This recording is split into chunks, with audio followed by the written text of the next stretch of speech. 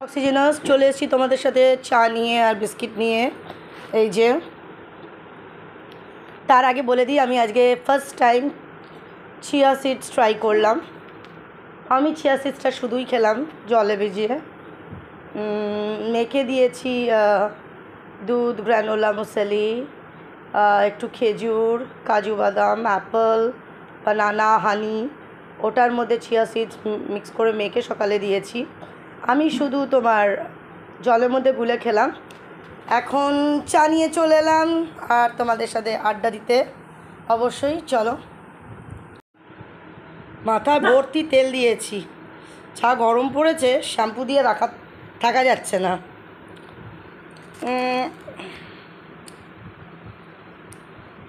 ডগিদের biscuit নিয়েই চলে এসেছি। ডগিরা গরমে বিস্কুট খাচ্ছে না, এটা বড্ড মিষ্টি। যাক, সকালবেলা উঠে ব্যাস বেজে গেল বাসি। দাঁড়াও, গ্যাসটা বন্ধ করে দিয়ে আসি। তো সকালে উঠে আমার এরকম জামা পরার কারণ, আমি এই জামাটা, এই ডিজাইন, আমি এই জামা কিনেছি 2022 সালে। কী হলো ললো? আমি এই জামা কিনেছি 2022 সালে। তুই মাথায় তেল দিলে না, সত্যি বাজে দেখতে লাগে। তো যাই হোক, তখন আমি অনেকটাই পরতে দেখিনি, কিন্তু এখন দেখি, কালকে দেখি এরকম জামা লেডি সোনু পরে ফেলেছে। ব্যাস, এই জামা তো এখন রাজবাড়ি, ভোজবাড়ি সব বাড়িতেই ঢুকছে। আমি আর এই জামা পরবো না, তাই ভাবলাম গরমকালের জন্য আইডিয়াল, বাড়িতেই পরে ফেলি। তাই বাড়িতে পরে ফেললাম, কারণ এই জামা আর পরা যাবে না। যাদেরকে আমি পরতে দেখে নিলাম, এরপরে আমি আর এই জামা পরতে পারবো না।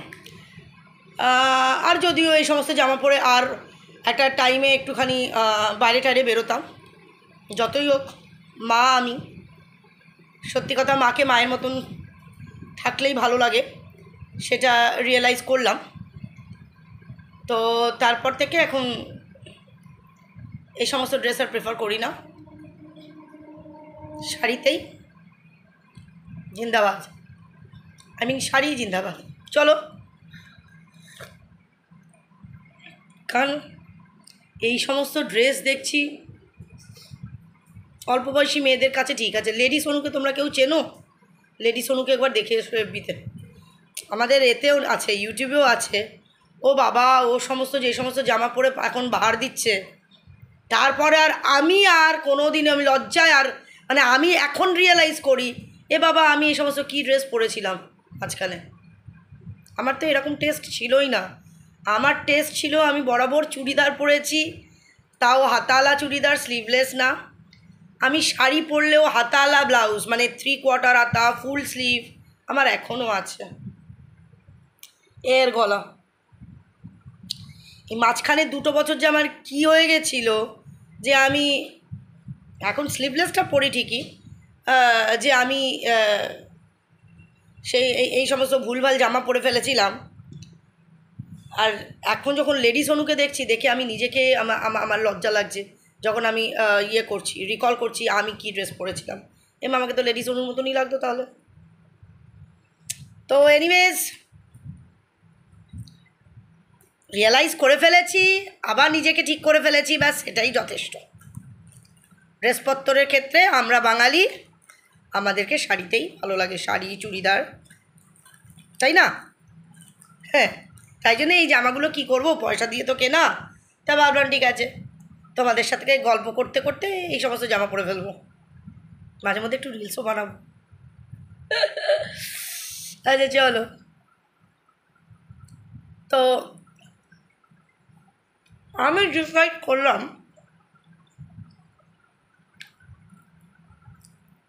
যে আমি একটা কিছু করব। তো কী করবো?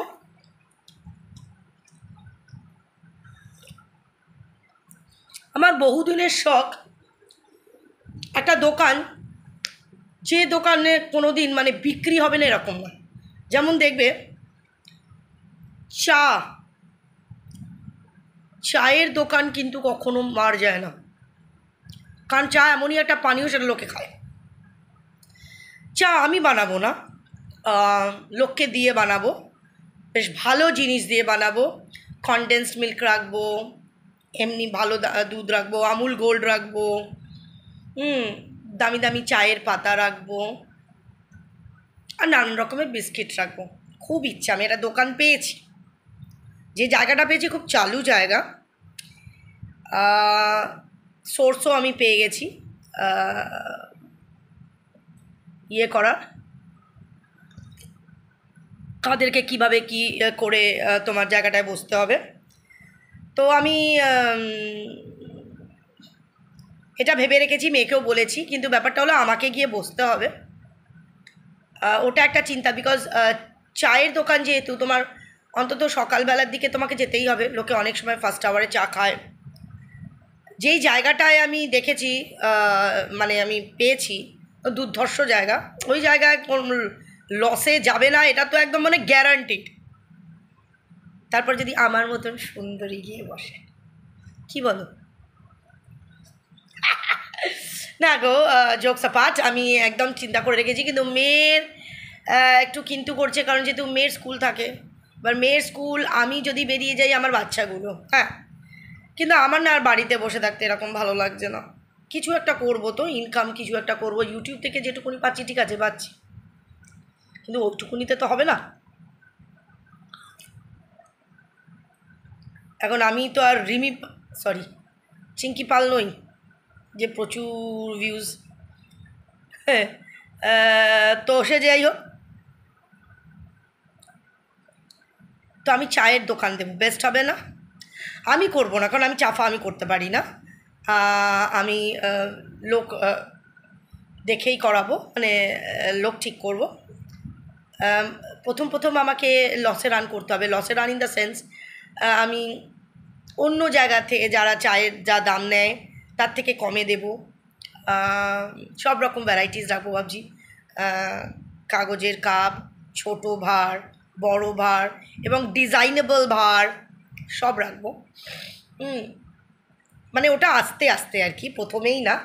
তবে এটা আমার বহু মানে দিনের শখ ছিল যে আমি কোনো জায়গায় বসবো, কোনো দোকান ফোকানে, এটা আমার দোকান হবে, এটা আমার বরাবরের শখ ছিল। কিন্তু টাকা পয়সা, তারপরে সোর্স চাই কোনো দোকান পাওয়ার জন্যে, এবং সেখানে আমাকে বসতে দেবে তার পারমিশন চাই, কিছু লোককে খাওয়ানোর চাই, পার্টি অফিস টফিস এই সমস্ত ব্যাপার আছে।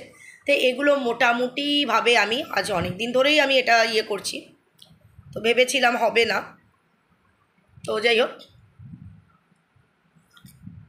ফাইনালি একটা 70-30 তে এসছে, আর 30% ইয়ে আছে, তবে গিয়ে আমি টোটাল আমার হাতে পেয়ে যাব জিনিসটা। তোমাদেরকে না বলে তো আমি পারি না, মুখ চুলকায়, তো করব। এই ডগিগুলোর জন্যে আমি লোক রাখবো।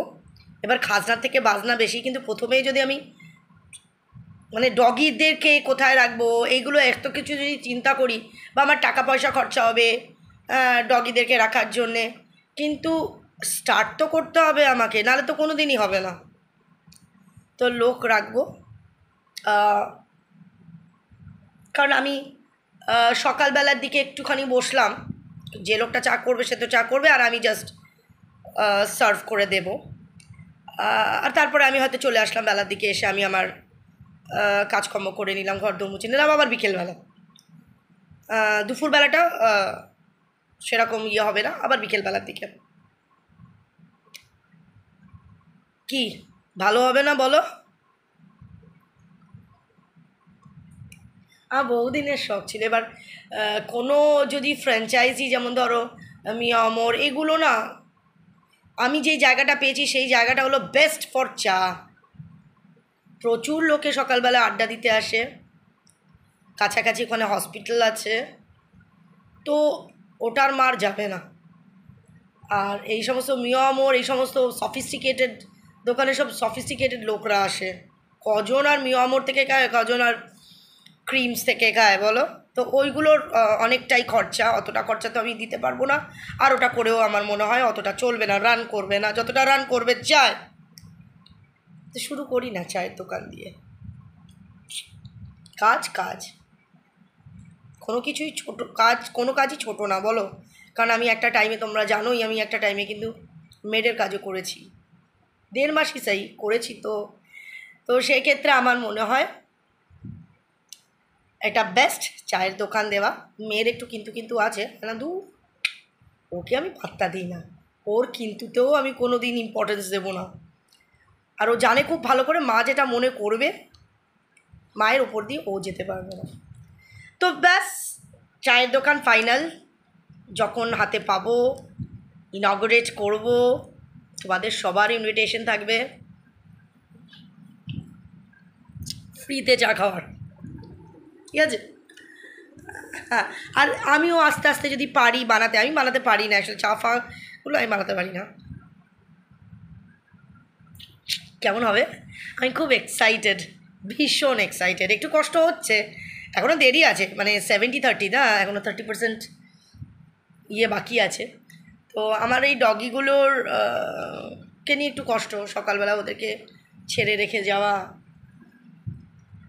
কষ্ট, কিন্তু আমি লোক রাখছি তার জন্য, যে ওদেরকে এসে সকালবেলা বিস্কিট দিয়ে যাবে, দুপুরবেলা তো আমি ওদেরকে ভাত দিয়ে দেবো, আবার বিকেলবেলায় তো মেয়ে চলে আসবে, শুধু সকালের দিকটুকুনি ওরা থাকবে লোক, সকালটুকুনি যতক্ষণ না আমি আসছি ততক্ষণ থাকবে। জানি খাজনার থেকে বাজনা বেশি হবে, অনেকটাই টাকা যাবে, হয়তো চায়ের দোকান থেকে কি ইনকাম হবে তখন আমি জানি না, কিন্তু ব্যাস আমি রিস্ক নেবই এবার। যখন আমি সুযোগ পেয়েছি, জায়গা পেয়েছি, লোক সোর্স পেয়েছি, যে কাকে কি খাওয়াতে হবে এই সমস্তগুলো সেট আপ করে দিয়েছে, তাহলে আমি পিছু পা হবে না। বহু বছরের ইচ্ছা ছিল একটা দোকানে বসার, ক্যাশে বসার খুব ইচ্ছা।